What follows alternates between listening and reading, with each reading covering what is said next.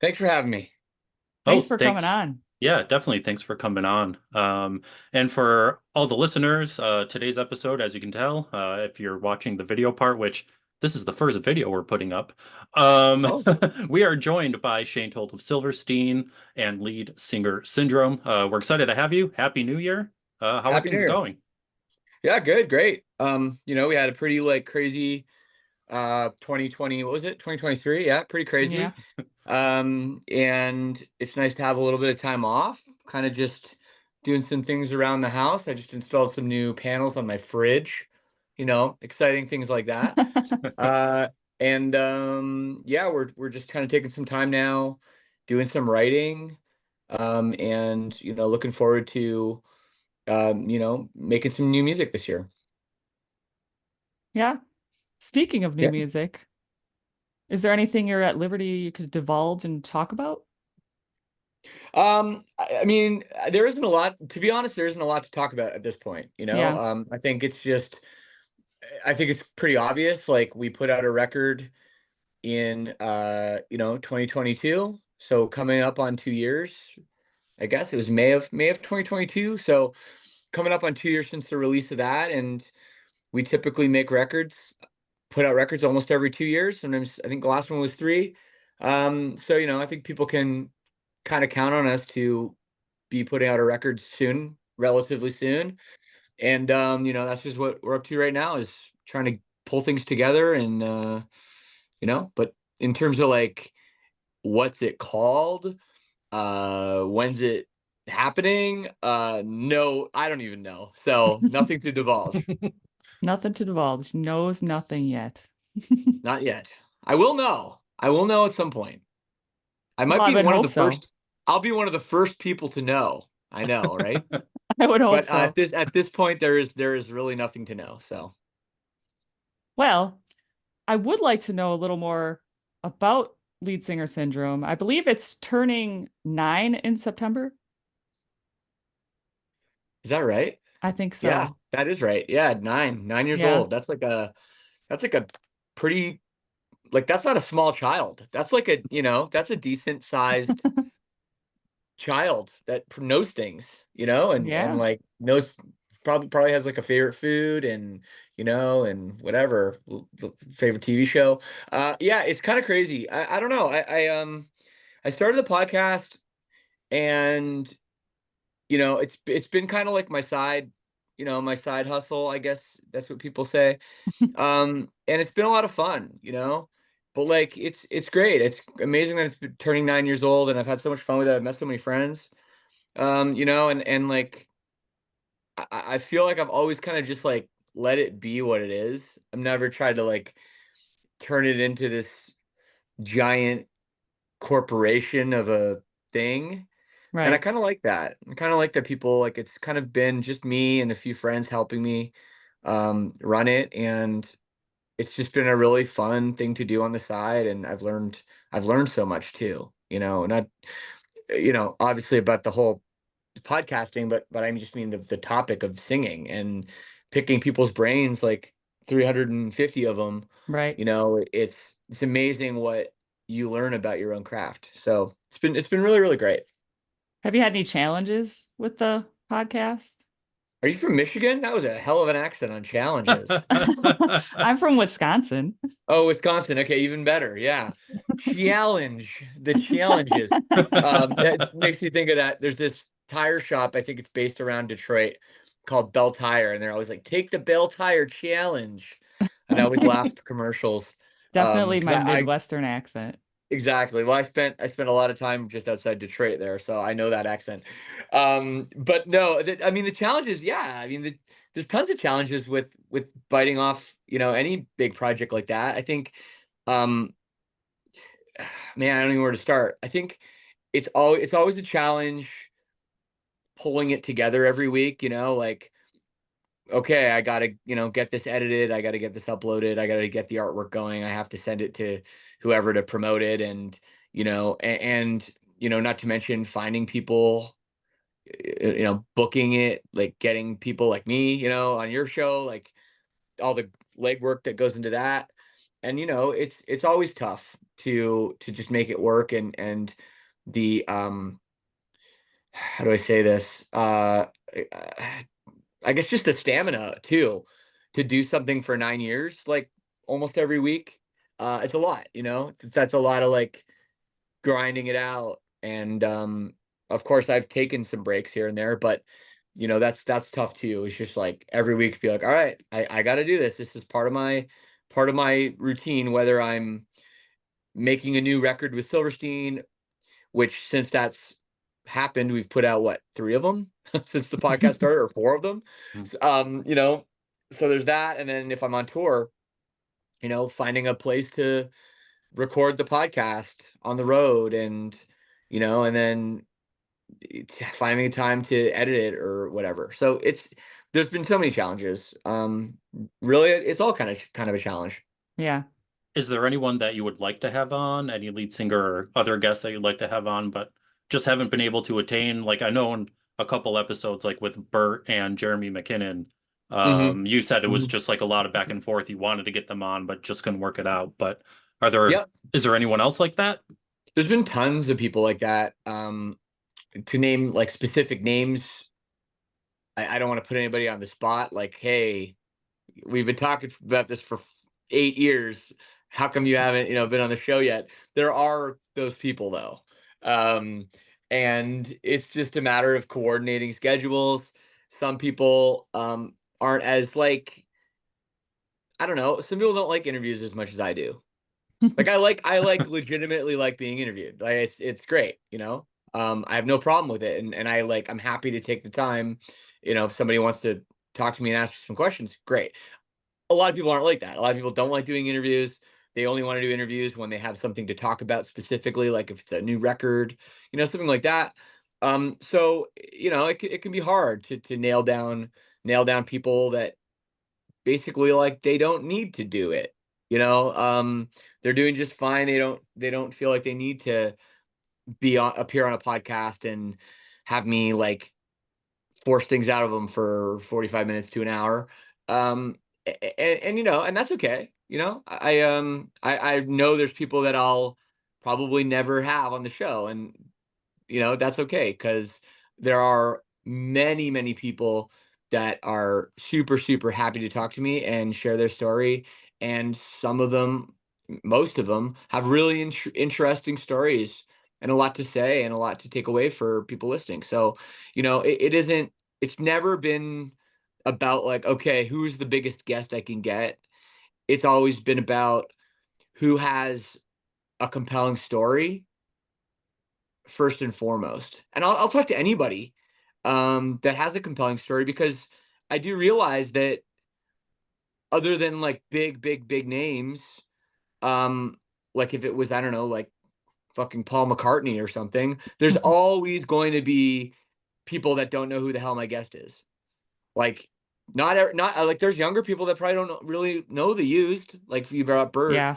there's probably some people that are like, oh, okay, I don't know Bert, but oh, I was really excited when Tates from Hot Mulligan came on.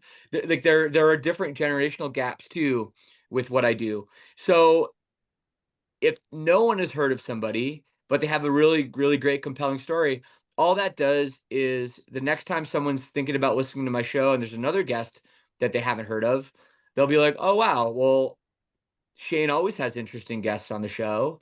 They always have cool stories.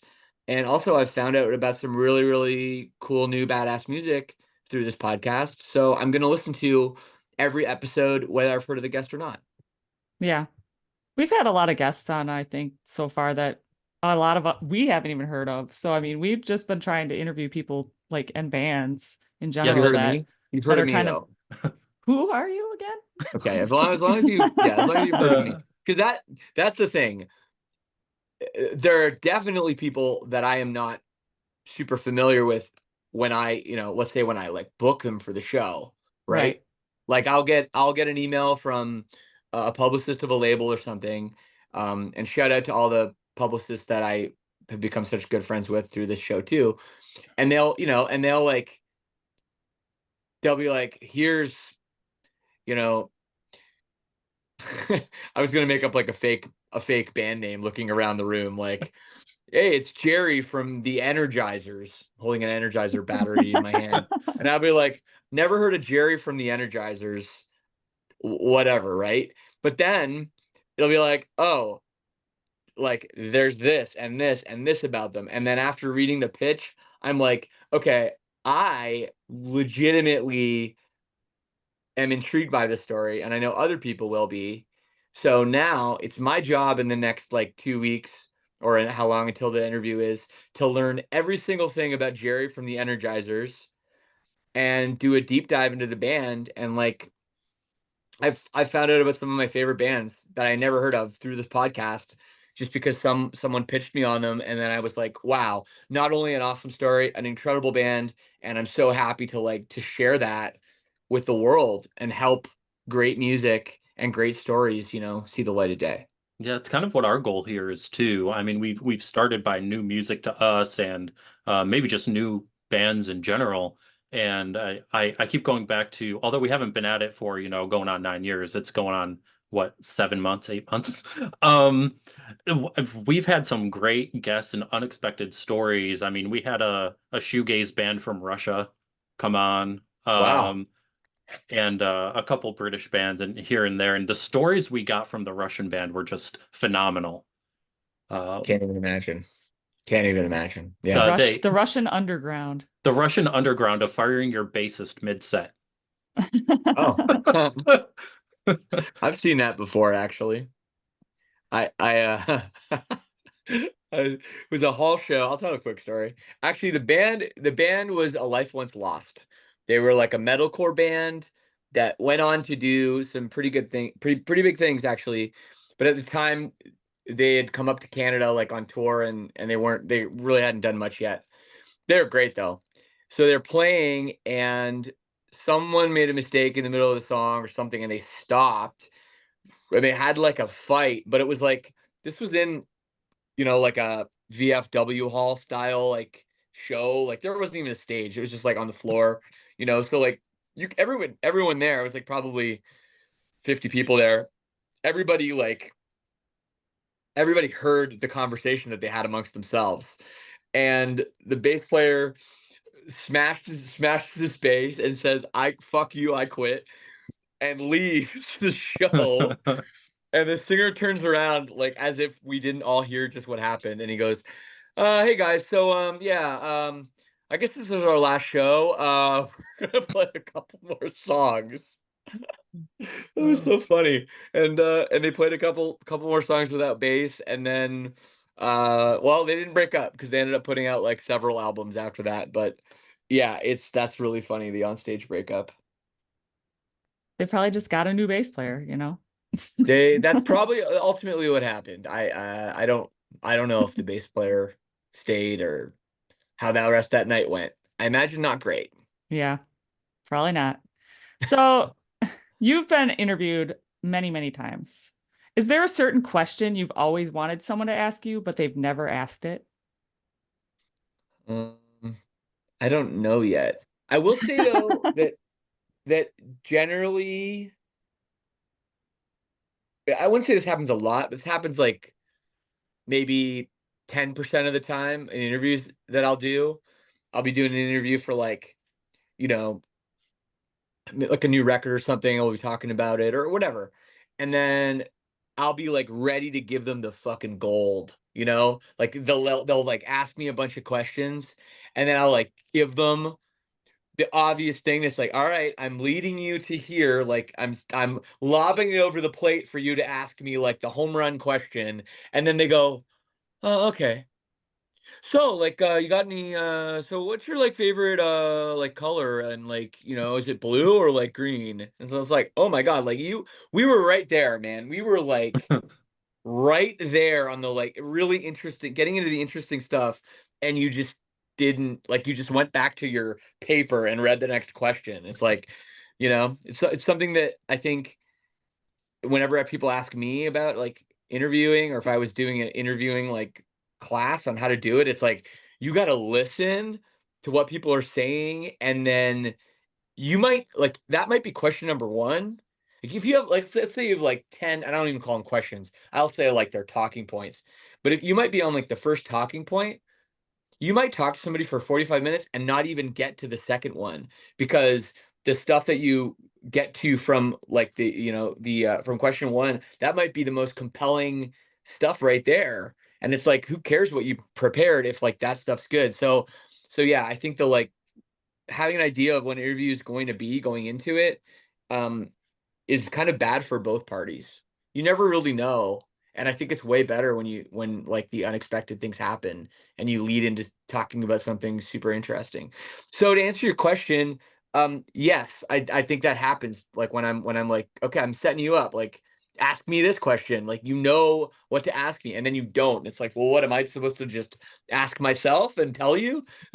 So once in a while, like it'll happen, or I'll be talking and I'll be like, okay, and then they'll be like, oh, well, that's all I have for you, so thanks. I'll be like, oh, okay, well, all right, I guess You're I'll like, go about darn, my I day. didn't get But to ask. You didn't ask me the question. I wanted to talk right, about it. It'd be right, great but before they start moving on. Just put up your hand. Hold on. I'm going to ask myself a question.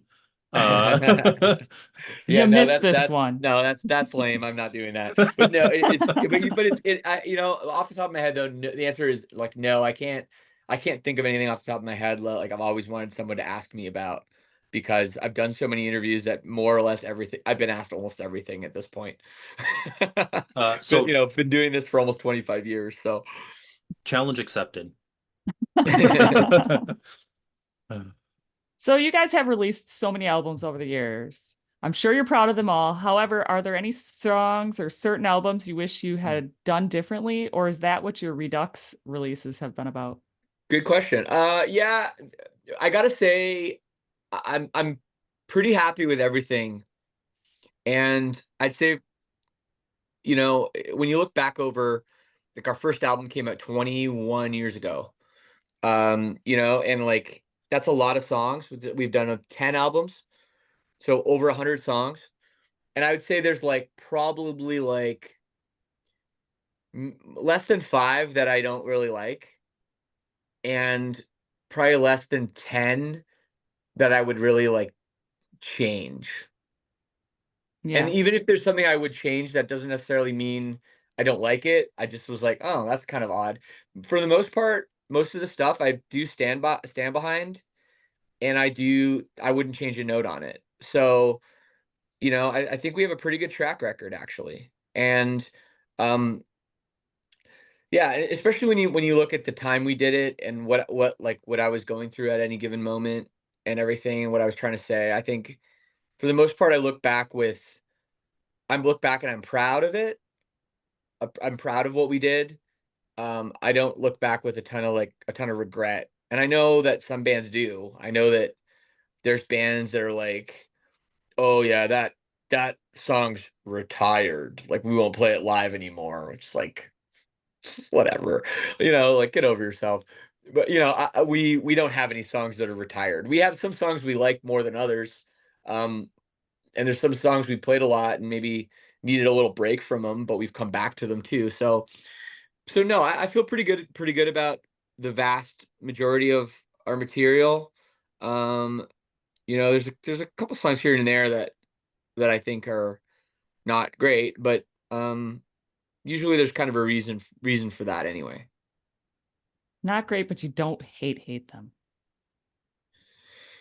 Yeah, like there's a song here. I'll give you an example. And this is like deep cut shit because no one ever talks about this song. There's a song on an album Rescue, and I don't really like the album Rescue. It's like probably a bottom three album for me for of us, out of the 10.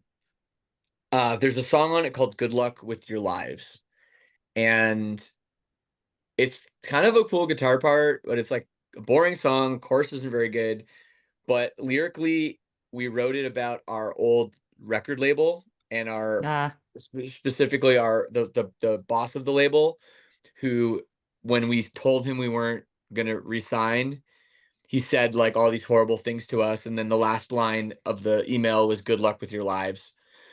So we called the song that, and we put some things in it, that he said verbatim into it. So like even though I don't think that song is like very strong or whatever, it's it was important for us to, or for me at least, to write those words and say something about that, Hmm. like that was important for expression.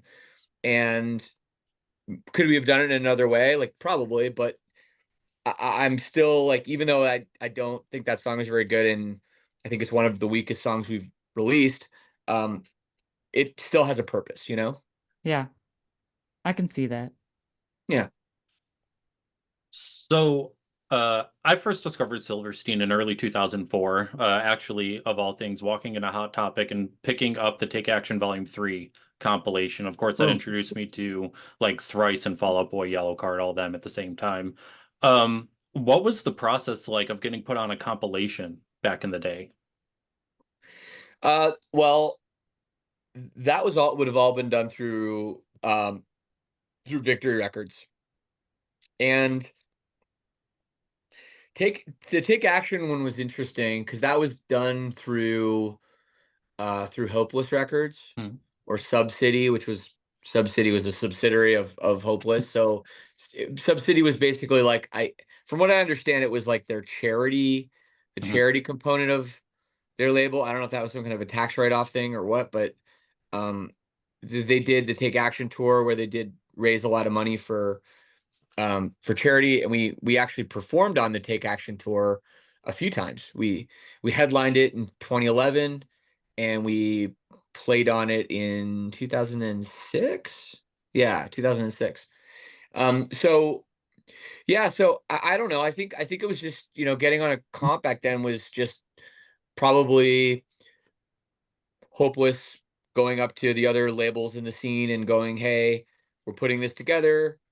Do you want to promote your bands on it?" And Victory probably saying, "Fuck you, we hate you," but okay, because that's probably the way they would have handled it. Um, Probably. yeah, and that's how we ended up on a few of those different comps. Yeah, like I'm thinking about some of the other ones. I mean, the Warp Tour sampler comps were pretty big too. Um, yeah, Take Actions were big, and a lot of the Victory ones that just had all the Victory bands on them that they would like give away at shows. That was Yep. all pretty important for us to kind of like, get in people's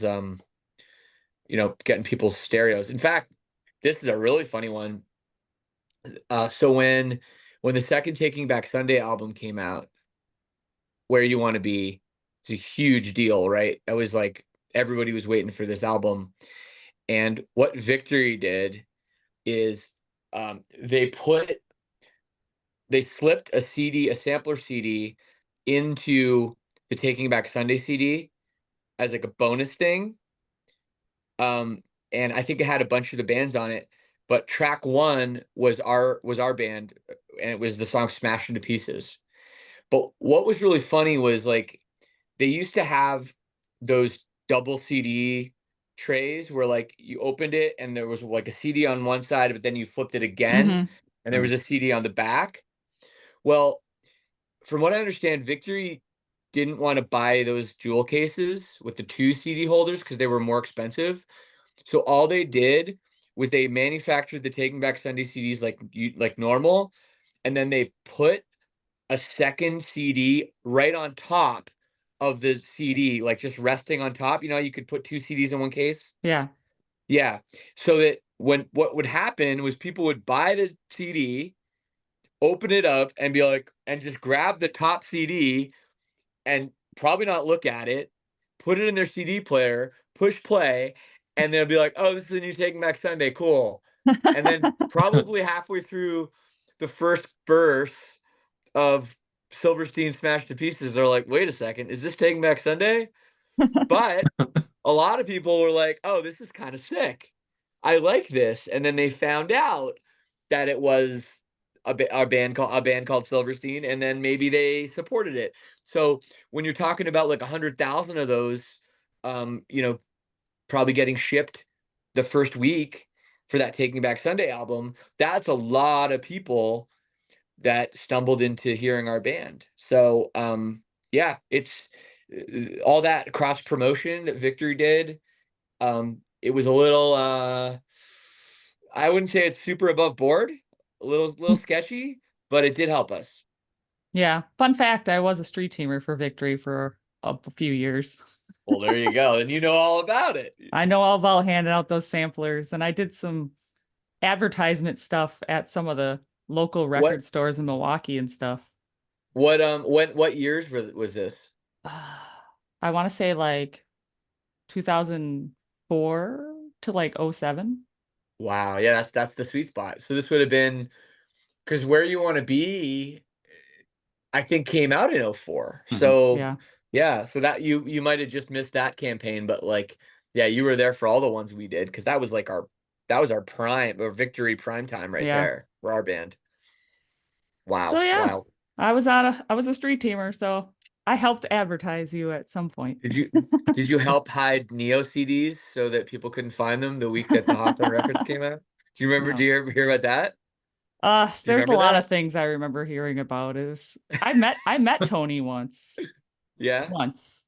It was at the Hawthorne Heights had like a free show at Navy Pier when they were like newer, and I met Okay. him there. And it was just a weird show, but it was a good show. He was an Okay. interesting man. He didn't really want too much to do with me though, so. Not surprised. Not surprised. All right. So you've collaborated with many other artists over the year. Who are some of the artists you'd love to collaborate with in the future? Oh man. It's always a tough question too. Um, I think like we've done so many good ones and so many people have it's been so much fun to work with that most of the time I like when we think of people we want to have on songs, it's a lot of times it's like people we've already worked with. I'm like, let's get him. Oh, we had him. Yeah, we already had him, but we should have him again because it was so good. Or her again. And so it's really tough. I think every song we do, I always hear someone in my head. It's like, okay, this is the part for the feature. And luckily, like 9 times out of 10, we've gotten that person. So that's been really, really good. So that's hard because like I think it's so dependent on the song, Right. like we could say, okay, we want to have Tim from Res Against on a song, right? And then we could write the song and be like, yeah, maybe this is more suited to like I'm trying to think of someone else. I don't know, Alan from 4 Year Strong, be like, oh, let's get him. This Tim wouldn't be right for this, so we won't ask him. Even though like we'd love to have him on a song, like that's just the mindset we have. It's like it's not always about. It's kind of like the podcast thing. Like when I'm talking about a guest, it isn't always about like, oh, let's get the biggest name possible and throw them on a song, no matter what it is, so people will listen to it. It's got to be the right vibe, the right feeling, the right story. So it's really hard for me to just say, oh yeah, we want to have this person or this person on, um, you know, but like so many of the things we've done, whether it's in like Andrew from Comeback Kid just killing it, or Pierre from Simple Plan doing an amazing job on that song. Like whoever it's been, they've just it's been so much fun, and I got no regrets with that stuff. So, and as for me on other people's stuff, just yeah, I just wait for the phone to ring, I guess. You know, it's kind of like asking your own interview question. You don't call people and be like, "Hey, can I be on your record?" You got to wait for them Right. to call you. That So I have does a go ahead. nothing. I was just gonna say that sounds like something you wouldn't want to do is call Right. people and be like, "Hey, I want to be on that." Yeah, I mean, it's not typically done, but I mean, I guess you could do it. I mean, if you really feel like you need to be there, I don't know. So I'm going to throw a little bit of a curveball in the questions. Um, so they say that Johnny Depp got his inspiration for Jack Sparrow from Keith Richards. Did you ever have an influence, maybe even starting out, for your stage presence while performing? No. In fact, I never thought about stage presence, fashion, uh, any kind of like. persona at all, ever. It's like not where we come from. And I always thought most of that stuff was pretty lame. Um, and not to say there are people that do it really well, and I'm a fan of quite a few artists that have that sort of like, I don't want to say gimmick, but you know what I mean, like that there's this sort of shtick with it, and sometimes that really works out for people. But like for me, it's not my personality, and I would feel like a total idiot like wearing some kind of a costume or a mask or like something that I wouldn't wear in my like normal life on stage. Like that's just how it is. And I recognize that, like there's always going to be people like, I don't know, Elton John or freaking Vessel from Sleep Token, or I don't know, maybe to a lesser extent like Davey Havoc, or these people that have these sorts of like fashion and persona and maybe some mystery about them that's like important for their entire for their art, you know? But for me, like that's not it at all. Like I came from a punk and hardcore scene where, you would we would play a show with a bunch of other bands, and I would be moshing for the other bands until my band went on, and I would get on stage and I would play in the same clothes that I like wore to school that day. And then after the show was done, I'd be back in the pit again, moshing to the rest of the bands on the show. And that was just, it was just part of like life. It was just, um, it was just natural to be like that. There was no show business in it. There was no backstage dressing room and mirrors behind the stage, or like nobody wore makeup, or like it wasn't like that at all. So, you know, once like things got to a level where I was seeing more of that from other artists, it just always seemed really odd to me. And not to take anything away from bands that do that and do that well, but you won't see me um you won't see me up there with anything like that. So to answer your question, no, there was really no thought of stage presence or anything like that, you know? Someone asked me fairly recently if Shane Told was a stage name. I was like, yeah, yeah, because that's what I would pick. Like, what? You know? Like, what? Well, it's so, I don't know. So, That doesn't even sound like a stage name. well, it's I mean, I have a very odd last name. It's not a common name. So maybe It people think it's short for something like they probably Shane think told a Thansky, or like some kind of long, like a shortened version of a name maybe, or something, but it's not. It's just that's just my name. instead of a TED Talk, it's a Shane Told. Ah, that's good. I like that. So, Sure. in an interview a while back, I believe I remember hearing or reading that you didn't like how some of the rough screaming vocals sounded. How has that changed over the years? How the rough screaming vocals sounded. I mean, maybe I was talking about like the first album. Yeah, I'm not sure. Um, I'm not sure which album we were It's talking about. yeah, yeah, and I think that interview was quite some time ago. I want to say there was some sort of video. I don't well, think it was just print, but I'll tell you this. When we started the band, I didn't know how to scream. I'd never screamed before, ever. Um, I didn't know how to do it, and I'd sung in like a punk band. I'd never done anything like aggressive at all with my voice. It had all been like pretty much just singing like I sing. And we when we started the band, uh, the guys like Josh and our old guitar player Richard, who kind of like started the band. and kind of recruited me in a little bit, they they kind of said like, "Oh, can you scream? Because we'd like to have that element in the band." And I was like, "Yeah, I can't. I just can't do it." And if you listen to our first EP, there is some like yelling kind of vocals, but it's not screaming. And it wasn't until um, Richard left the band and Neil joined.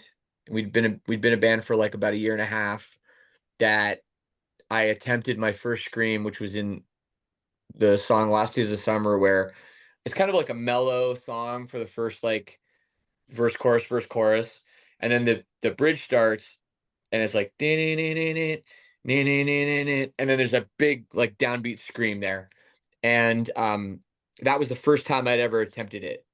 In fact, we happened to be recording it at the time on a ghetto blaster, on cassette, and that tape does exist somewhere of my first ever attempted scream. So if we say that that was in like 2001, and then we recorded the album in like 2002, the first album, I really hadn't done very much screaming for very long, and I'd never been on tour, so I'd never done that side of things with the screaming vocals. So basically, I know it's a long-winded answer. I didn't know what the hell I was doing on the first album, and over time I've learned. So the first album was recorded 22 years ago, and I've gotten better at screaming. I've figured it out, and now I'm feel like I'm pretty happy with it how it sounds most of the time. Of course, like it's not easy, and I'm sometimes surprised that I haven't completely ruined my voice with, multiple decades of screaming, but I'm still here. I can still talk and sound okay, and I can sing okay, and so yeah, but no, definitely like early on, the first album, I listened back to those screams and I'm like, the heck is going on? That sounds crazy. Because they do sound pretty, the first album, the screams do sound pretty weird. They don't sound like anything else. I'll give myself some originality because they sound strange. That's for sure. So I actually most recently saw Silverstein perform a few years ago, back at the town ballroom in Buffalo, which I think I'm actually realizing was not a few years ago, but 2018. Um, I you know, you right? played with Hawthorne Heights. What are some of your favorite rooms to play? Well, Town Ballroom, of course. Let's go Buffalo. Yeah, that was a great game. You Anyway, gotta love you gotta love it. You gotta love it. The Bills, they were looking a little shaky earlier this year, but they are gonna make a nice deep playoff run, I think. Um, they got the guys. Anyway, yeah, oh man, there's so many great rooms, um, all over the world, really. To pick a few favorites is tough. I think we have pretty special relationships with certain cities over the years we've cultivated, especially like Southern California. The Anaheim House of Blues, both locations that it's been in, every time they've just been so special, and we always sell it out and people are always super excited. So those are great. There's a newer venue in Toronto called History. It's absolutely beautiful. And I'm really proud that they've put that in my that a venue like that in my hometown finally, because Toronto's needed a venue that good for a long time, and we finally got one. Amazing. Um, Man, where else? There's so many good venues in Philadelphia. It's just an amazing market. The Fillmore there, Union Transfer there is a great room. Um, Man, there's so many. It's like I could probably name like 30, you Yeah. know. There's just so many great rooms everywhere. Um, of course, the Rave in Milwaukee. You Yep. gotta love it too. So much history in that place. Yeah. And I mean, you've probably seen the pool, so I have seen the pool, almost fell in I've it seen the once. pool. Yeah. Now you kind of have to walk through it to get to like one of the rooms in there. It used to be like all closed up. Yeah, they do random So, tours of the pool now, so they're trying to make bank on the pool now, so oh, really? Okay. yeah. It's not that cool, but all right. any Any good locations in Syracuse? I know exactly one venue. I know exactly one venue, the Lost Horizon, and Yeah. it is okay. Yeah, I remember they temporarily renamed that to Club Tundra, and Oh yeah, that's right. Yep, we played you there when it was played Club with Tundra. Since by Man and Oh wow, Under Oath. Under Oath, yep. Yep, And I remember that show. That was the first time we I, were there. yeah, and a lot of the bands were complaining that they put all the money into the ambiance but spent no money on air conditioning um for the building. Well, Club Tundra, yeah, it's a funny name, then, isn't it? There's Yeah. only one tundra that matters, and that's the frozen tundra here in Wisconsin. Yeah, Go right. pack, go. Go pack, go. Oh boy, yeah, that was a game yesterday, wasn't it? It was. It was a crazy game. Jordan Love is the real deal. Hopefully we can go all the way. Not if Buffalo has anything to say about it. It'll be them in the, Super Bowl, right? What's it called? The Aren't big they? game. Careful. Can't say Super Bowl. You Yeah, got to you pay can't for say it. it. Remember to splice that, right? Um, Whatever. It's still the Super yeah, Bowl to me. that'd be interesting, and maybe the Bills can finally win. That'd be so nice. Maybe. Nah. All right. How about So the Lions too? Let's not forget about the Lions. That was a really great story right there too. First playoff win in 30 years. true. Crazy. That franchise All right, needed yes, it. back to music. Sorry. Back to I do music. love sports. So with the emo revival, bands like Yellowcard saying they seem more popular now than they ever have been, and newer bands like Spirit Box and Meet Me at the Altar, among others, really taking off, along with some other great people we've talked to and maybe haven't taken off yet. How has it impacted Silverstein shows, or has it? Uh it's a good question. It's kind of weird from our perspective because like we've been here the whole time and like things have just been pretty steady. So I haven't like people would say like emo's dead or screamo's dead or whatever, and like I'd just be at our sold out show and be like, what the fuck are you talking about? Like I don't understand what you mean because the whole time we've been a band, like it's been good. You know, it's we haven't had too many lulls, like sure, maybe a show or here or there is like done less than expected, or like maybe a record, whatever, that can be a lot of factors. But like, yeah, when people talk about how like emo's back or whatever, it's like, I don't know, man. For me, for what I've seen, it's never gone anywhere. And there's been a lot of great bands that have, come into, the scene recently, but also like not so recently. It's been like kind of a steady stream of bands like, the whole time we've been doing it. So, I love Spirit Box and Meet Me at the Altar and yeah, I had mentioned Hot Mulligan earlier. They're a band like absolutely killing it right now, in that definitely very emotional scene. And so I love it all. And but yeah, I don't know. I mean, there's things like when we were young now, like that festival obviously has been super rad, and that's really put things, I guess, back on the map a little bit with the nostalgia. It doesn't hurt when My Chemical Romance comes back to do it, Um, so like, yeah, but I mean, I don't know. We've never gone anywhere. We've never broken up. We've never taken a hiatus. We've just been putting records out like basically every 2 years, for the last 20 something. So for us, not too much has changed, but um, I'm happy to like we're happy to be playing when we were young. Um, Yeah. Next year or this year now it is. Uh, we were happy to be on the Emo's Not Dead cruise. That was a lot of fun.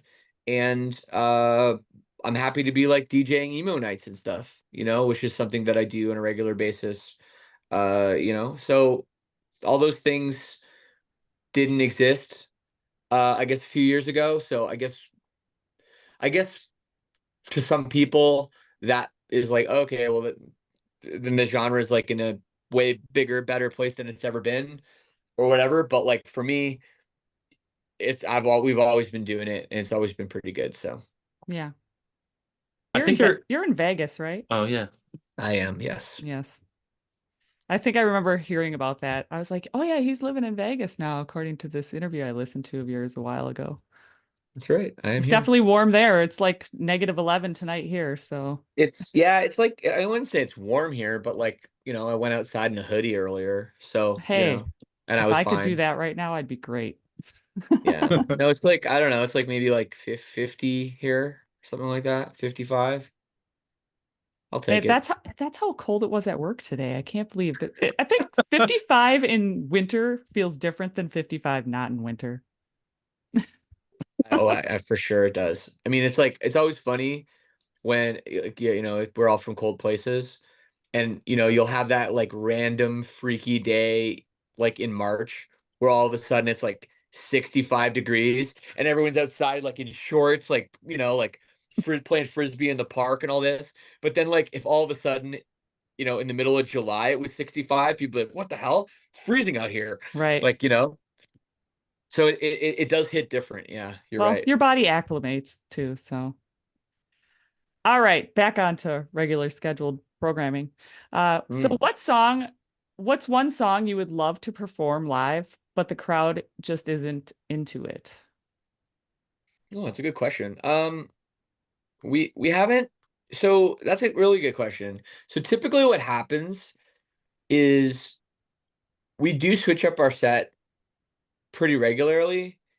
Um, because like I know that as a fan of a lot of bands, it kind of bums me out when I go like when a band comes back and I'm like, oh, I haven't seen this band in like maybe 2 or 3 years, and then I go to their show and it's like the same set list as last time, or they're saying the same things between songs or whatever, and I'm like, okay, like come on, you know, you can do better than that. So we're conscious of like trying to do different shows and give people a reason to come, and see different songs. But what I do think is funny is when people say things like they'll be like, "Oh my God, why don't you play like you got to play this song?" So we'll be like, "All right, we'll play it." So then we play it, and it's like definitely like no one knows it.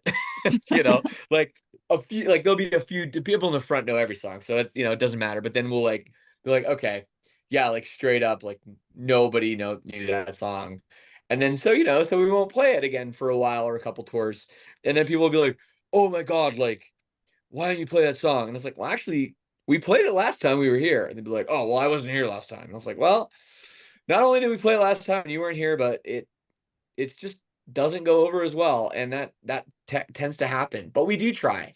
We do try. Yeah. So we've heard from a variety of sources that Canadian bands touring in the US has like a bunch of headaches and intricacies. Do you have any stories or headaches, or as one band called it, a close call to needing to cancel tour that happened during a US tour? Uh, no, I love the U.S., man. I live here now. We've always had like really good experiences, touring in your country. I think the biggest issue is the border, and the visas. Like getting the visas, figuring out the paperwork, crossing the border. There's a lot of like very annoying things you have to do. You have to get the visa. It's just annoying and expensive. There's like tax implications too, like withholding tax and stuff that the US, government takes. And then yeah, there's just like I don't know, issues even for they bringing equipment. You have to have like a carnet and like bringing equipment back and forth and all that stuff. Like there's just a lot of annoying steps that happen that a Canadian artist goes through to tour the US. Well, actually not even Canadian, really any nationality. Um but like we've been doing it so long, like we're kind of used to. We know what we got to do, and it's not going to stop us. That's for sure. We realize the U.S. is our by far our biggest fan base, and it's it's where our record labels have always been, and it's been great. So we're not going to stop touring, and it's okay. Like if we have to get up in the middle of the night and have a border guard stick a flashlight in front of our face and say, "Are you Shane?" And I go, "Yes." And then it's okay. It's like these are minor inconveniences in the grand scheme. Um, so yeah, in terms of like any kind of incidents, like not really. We've had like we've been pulled into some different rooms and questioned and stuff like that in our career, but it's been nothing too bad.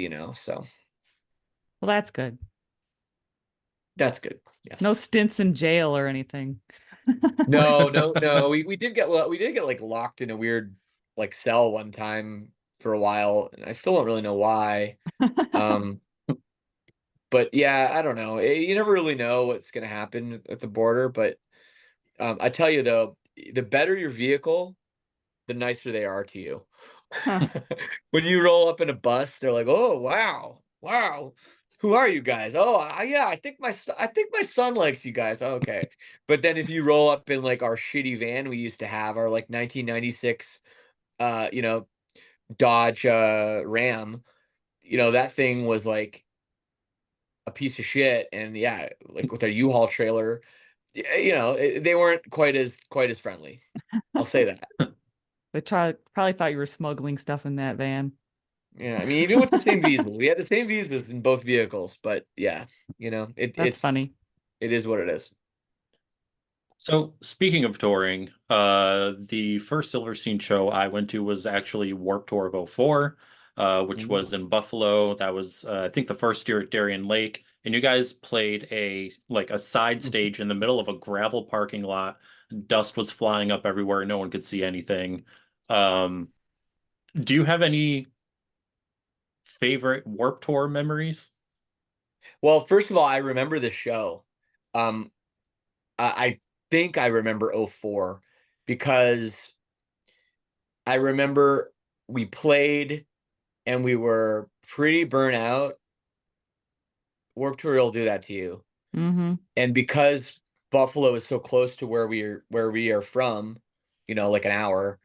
Uh, we were supposed to play the next day in Boston, and I was feeling ill, and I was like, "Yeah, I don't think we should go to Boston. I think we should just go home." And we skipped I think it was the last show in Boston, and we just went back home. And sure enough, the next day I was sick as a dog. So I do remember that show pretty well, actually. I can kind of picture it in my head. Um, but sorry, what was your question? Oh, for memorable Warped Tour shows? Yeah, or Yeah, memory, or something, anything that happened on tour. yeah. Well, I mean, the best memories of Warped Tour were probably the last few years we did it because we were kind of the veteran band. We and, like we knew everybody that was like the production and everything on Warped Tour, and they were like we were friends with them, and then we could kind of do whatever we wanted, including starting super group Silvertooth, which was us and Beartooth together forming one super 10-piece band and asking them if we could play back to back with two sets, where we could play, just basically play an hour with everybody on stage. And we did it a few times. So yeah, it was pretty special, and I'll never forget. So that's my answer. Silvertooth. I'll have to look that up. I'm sure there's some video there somewhere. Oh yeah, there is video of it for sure. There is. Um, yeah, there's like definitely a Silvertooth montage that was put together that's like fantastic. Now, speaking of touring still, are there any stories, like crazy stories or memorable things that you've seen while traveling? Not just Warped Tour, like just regular tours in general? Um, yes.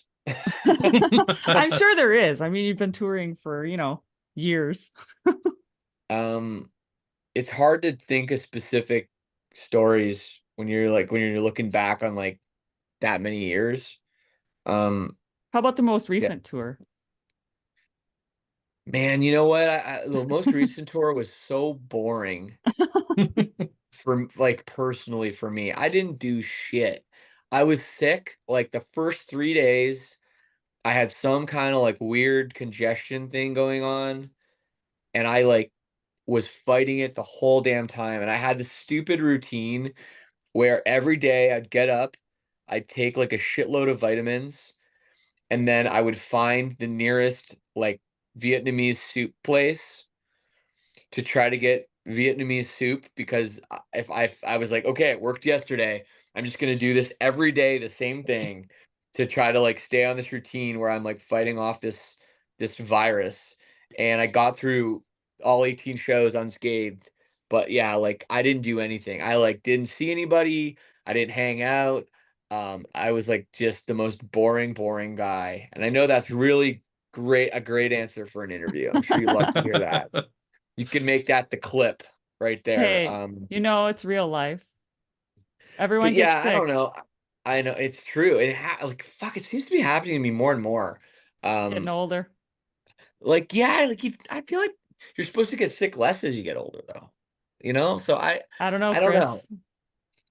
Yeah, Chris has been sick listen, a lot. I don't know. I like every other week, every other freaking week. I don't know. I have a theory.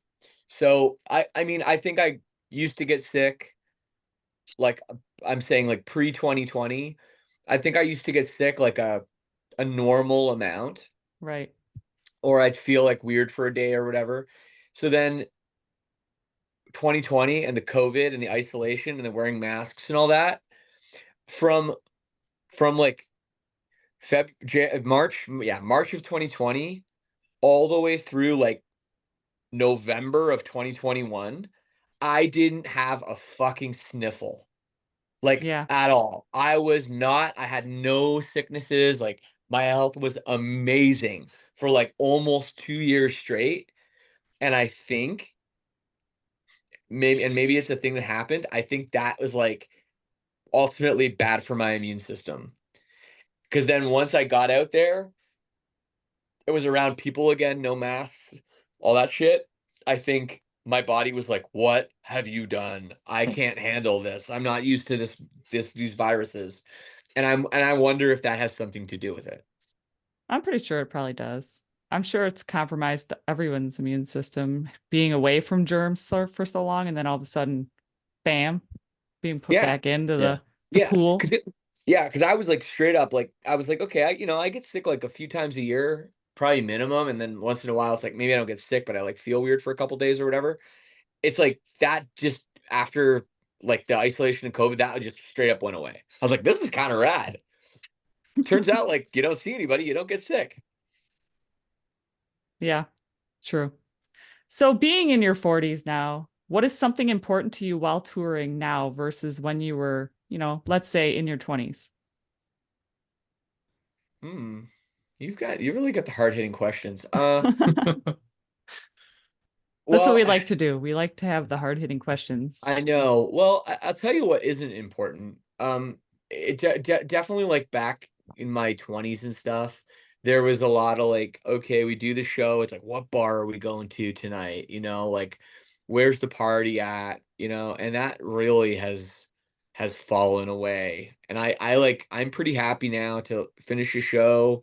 Um, you know, have like one tiny glass of whiskey maybe, or maybe a Miller Light, not a sponsor of the show yet.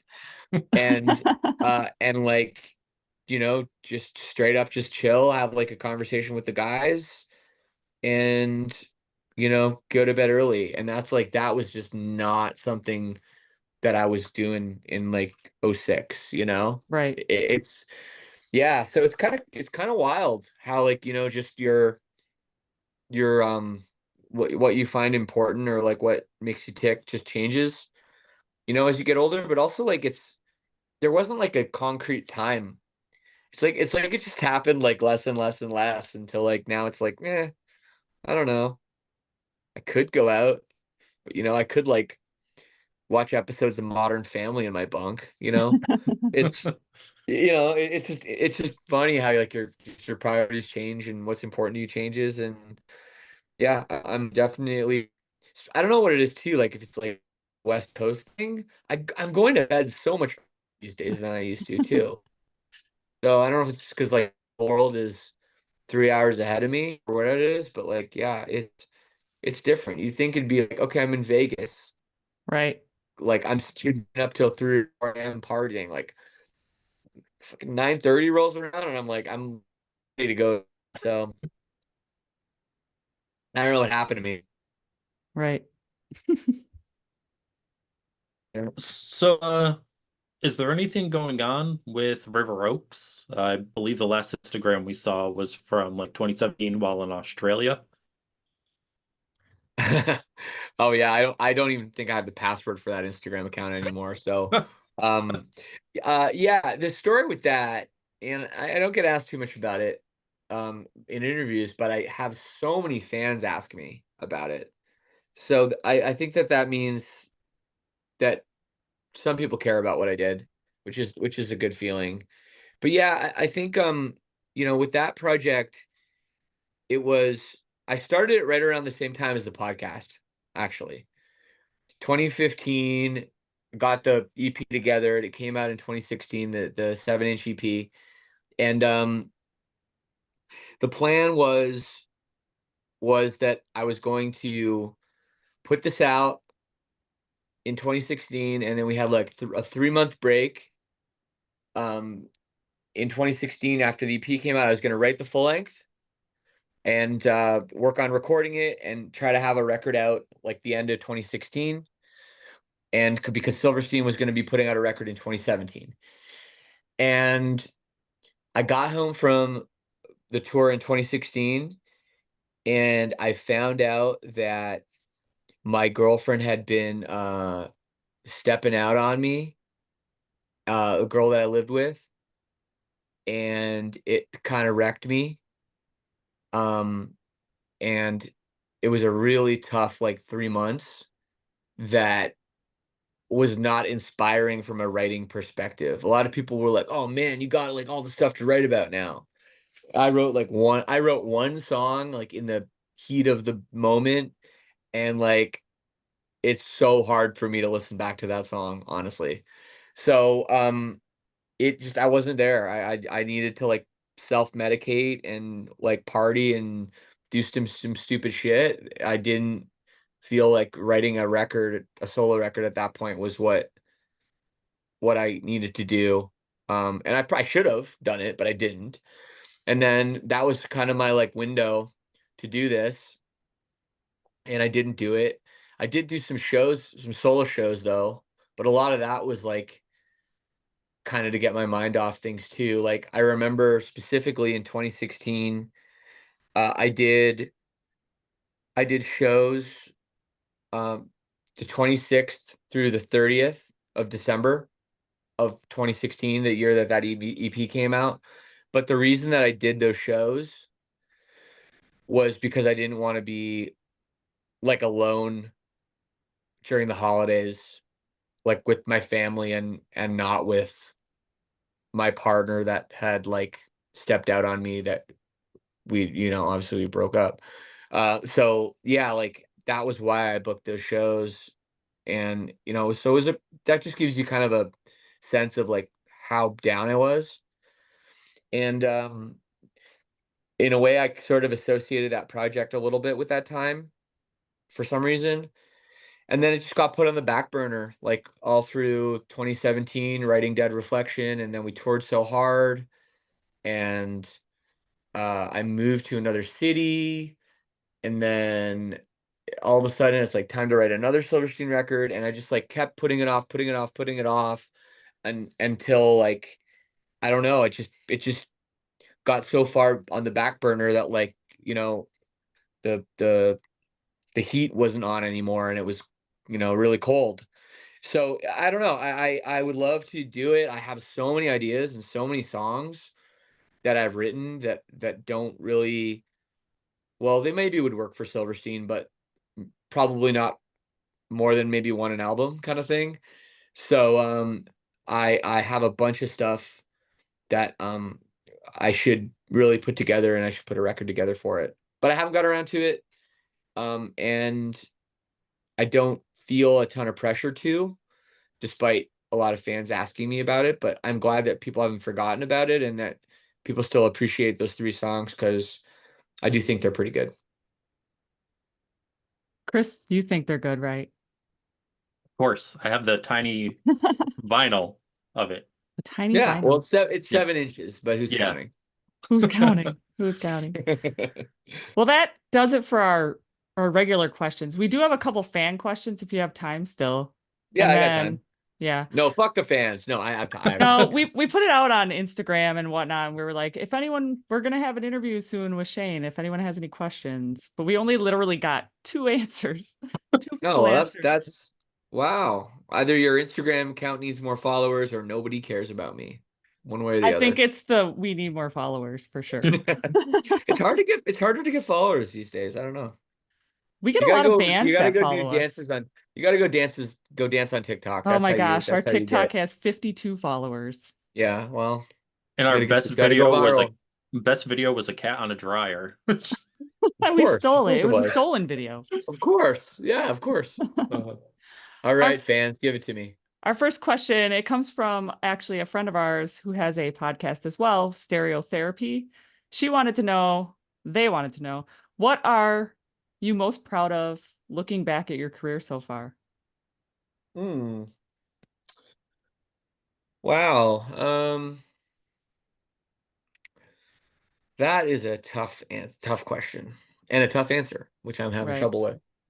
Yeah, I guess I guess I'm most proud of uh the longevity that we've had, and I haven't like had to have a real job in like 22 years. That's been pretty sweet. I think the last job I had, I was like loading boxes into a truck between tours, and that was like, '03. So that's pretty special, I guess, that I've been able to like just do nothing but rock and roll for like 21 years. It's pretty insane. So I'm proud of that. And the reason, and I'm not like, recognize that the reason is because people have been so supportive of our music and what we've done. And they keep coming to our shows, and they keep buying our records, and they keep uh listening to my long-winded interview answers, and and all that, like all that really really is special to me, because most bands don't have this kind of shelf life.